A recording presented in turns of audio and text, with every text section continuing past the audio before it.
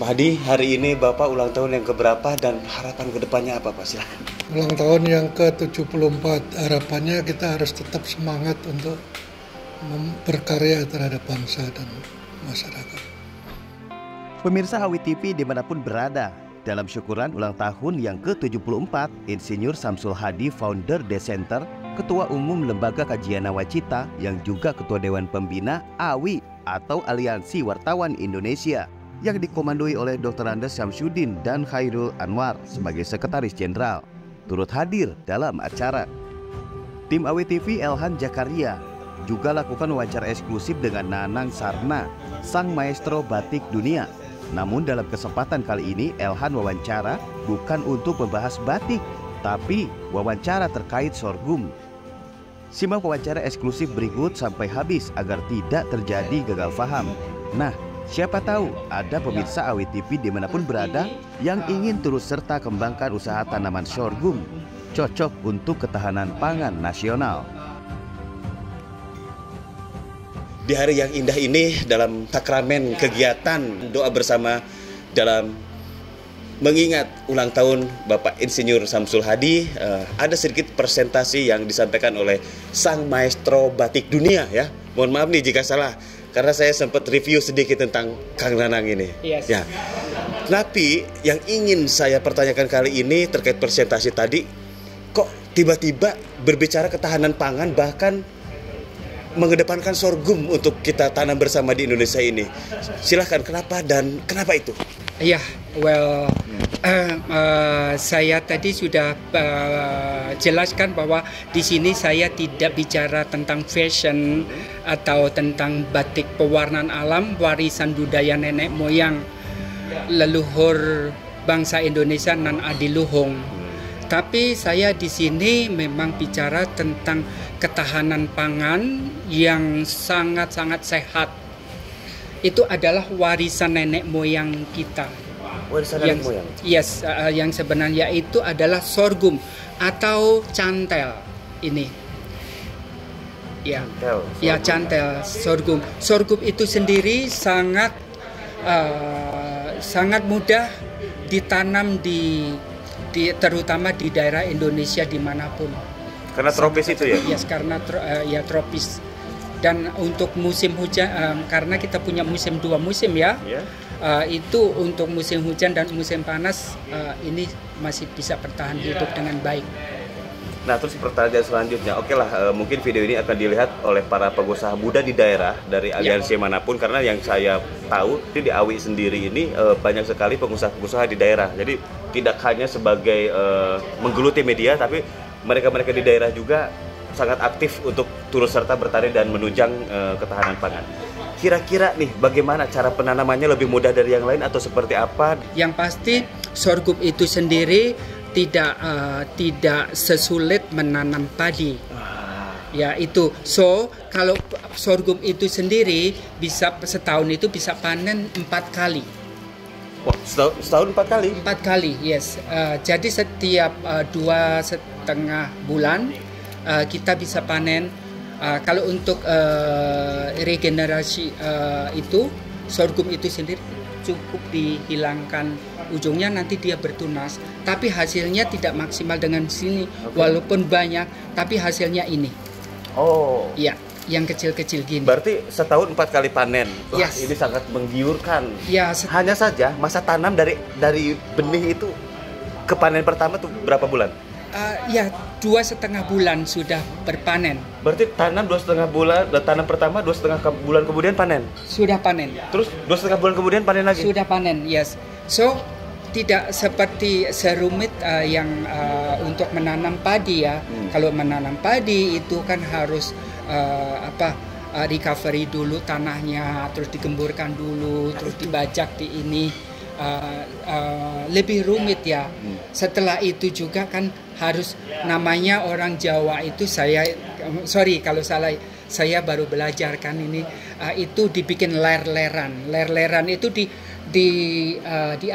dialirin air dulu selama sehari gitu supaya pH tanahnya itu lebih bagus. Oke, berarti intinya ini lebih mudah. Yes.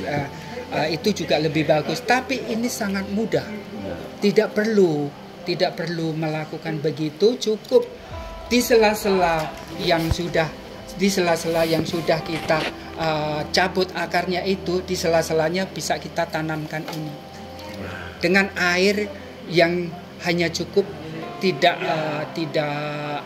banyak memerlukan air seperti padi, menanam padi gitu. Itu mudahnya. So untuk kandungannya sendiri tadi sudah saya jelaskan bahwa kandungan sorghum ini juga itu udah low sugar, ya high fiber atau tinggi serat. Terus ada beta karotennya, vitamin B-nya sangat-sangat kaya. Dibandingkan dengan beras, ini sangat-sangat sehat, luar biasa.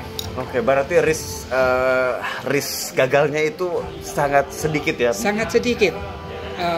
Justru insya Allah tidak pernah gagal. Gagal pun kita masih bisa. Ini seperti ini. Ini sebenarnya itu dari bekas yang panen, mungkin panen pertama atau kedua gitu, bisa hanya kita tebang atasnya, ini akan tumbuh tunas-tunas baru, tapi hasilnya itu tidak sebesar yang hasil pertama ini. Oh, ini hasil pertama ini? Yes, ya ini pun juga ini lebih banyak, tapi kecil-kecil. Okay. Kali ini akan begini. Mungkin satu dapur itu satu gerombol. Kalau tadi kan satu dapur. Ya saya belajarnya juga dari sana ya, satu dapur itu satu rumpun. Nah sekarang ini soal sorghum, mungkin nanti akan lebih banyak bertanya dan belajar karena saya dengar tadi Kang Mas ini akan ada penanaman ya di beberapa lokasi ya dalam waktu ke depan. Mungkin boleh dibocorkan sedikit biar nanti diikuti sama teman-teman nih. Maksudnya penanam. Ada penanaman di mana nanti ke depan nanti? Oh di Purwakarta. Kalau yang dekat di Jakarta adalah di Bekasi. Di Bekasi tadi Bapak salah satu anggota kita, ada Bapak yang sudah siap untuk menyediakan lahannya, dan mohon doanya mudah-mudahan ini benar untuk ketahanan pangan sanak saudara kita. So di samping ketahanan pangan tentunya sehat Indonesia dalam upaya ketahanan pangan dan mencerdaskan anak bangsa. Betul. Karena ya terus terang saya sangat prihatin. Saya pulang ke negeri saya itu memang saya pengen ilmu saya yang sedikit ini saya ingin berbagi dengan sanak saudara saya, yaitu untuk sehat dan ketahanan pangan. Wow, sangat luar biasa nih buat generasi muda nih. Bentar, ini saya jadi biar tambah jelas nih buat teman-teman.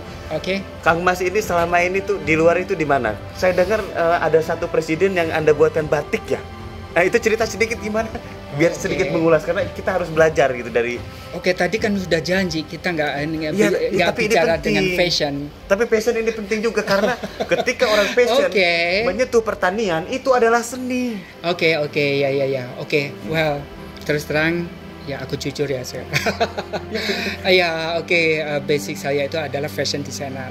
So saya tinggal di London itu 27 tahun dan saya pernah tinggal di South Africa 5 tahun 8 bulan, dan saya di sana saya berbisnis fashion terutama batik karena langganan batik saya itu adalah saya salah satu putra bangsa yang telah membuat desain batik untuk Presiden Nelson Mandela Afrika Selatan gitu. Jadi saya dulu ya pernah 5 tahun 8 bulan itu Indonesia, Afrika, London, Indonesia, Afrika, London itu selama 5 tahun 8 bulan.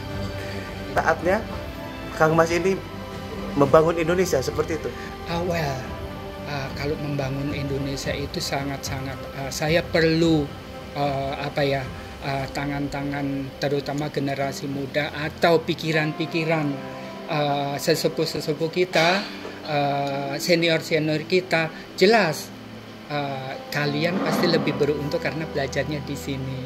Kalau saya kan ini baru belajar, but saya akan serius insya Allah. Nah, atas pertanyaan tadi, maka mohon izin melalui video ini saya untuk mengikuti jejak Kang Mas belajar tentang sorghum ini, dan saya akan bagikan ke seluruh pengusaha dan porotani di seluruh Indonesia. Please. Jadi video ini akan Dengan saya senang share hati. dan mungkin nanti akan mengikuti jejak beliau ini melalui channel-channel yang lain.